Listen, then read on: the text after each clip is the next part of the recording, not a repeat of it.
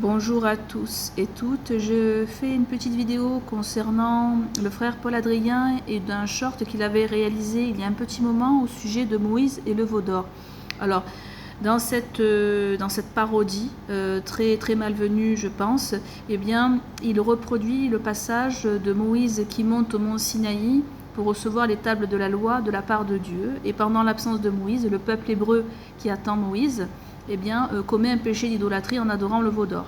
Le problème, c'est que, alors, j'avais publié ce commentaire sous cette vidéo et j'avais rappelé qu'il y a une omission très grave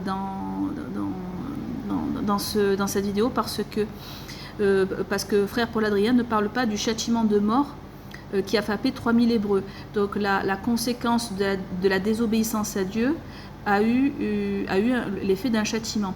Et le problème, c'est que, imaginons qu'une personne ne connaît rien à la religion catholique et visionne ce short pour apprendre l'histoire de Moïse et du mont Sinaï et de l'adoration du veau d'or.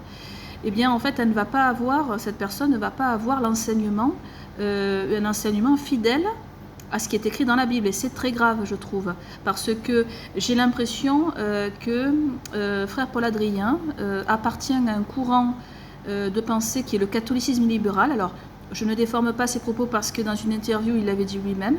Et le problème avec le catholicisme libéral, c'est qu'il mène cet enseignement très douteux où vous avez carrément des passages bibliques qui ne sont pas enseignés à leur juste valeur. Alors, je pense avoir une idée là-dessus, je peux me tromper.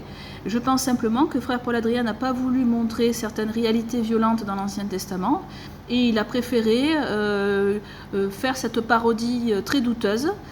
Et du coup, ça prive les personnes d'un enseignement important, à savoir le péché d'idolâtrie. Parce que si l'on parle, par exemple, de ce passage sur Moïse et sur le veau d'or, il est préférable de rappeler les conséquences néfastes de l'idolâtrie, qui sont toujours valables pour les catholiques. Donc pourquoi ne pas parler de ce qui fâche? Parce que le problème avec ce genre de contenu, c'est que des athées hostiles à la religion catholique nous attaquent en nous traitant d'hypocrites.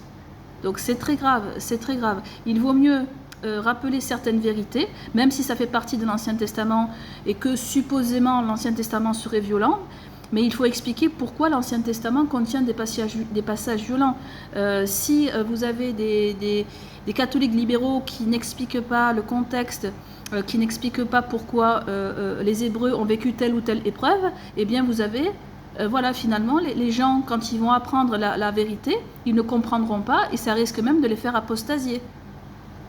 Donc c'est pour cela que moi je suis contre, en tout cas ce genre de contenu, et rappeler la vérité biblique. Voilà. Je vous remercie pour votre écoute. Au revoir.